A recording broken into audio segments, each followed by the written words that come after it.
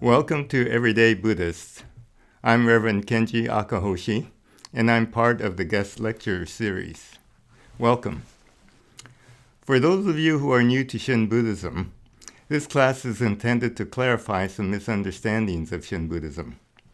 It also will present an effective process by which you can experience the benefits of the practice of Shin.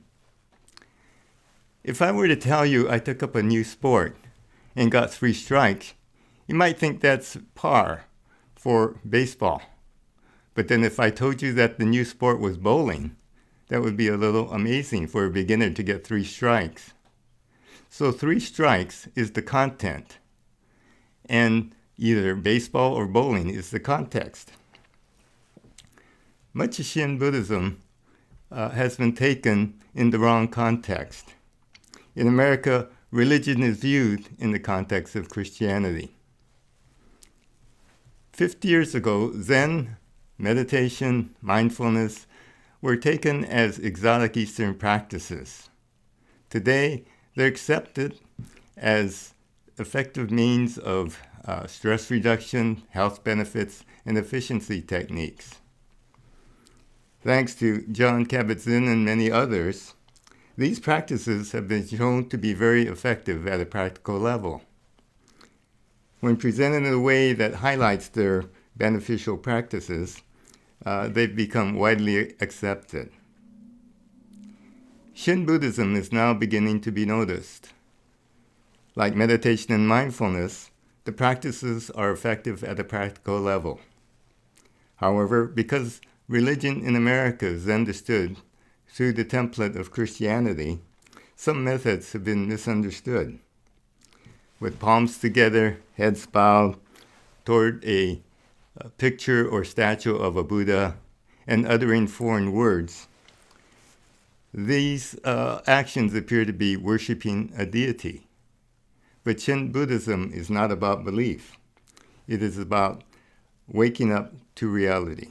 And we can see the difficulty of introducing Shin Buddhism, which offers a different mode of spirituality. Shin Buddhism is the largest sect of Buddhism in Japan.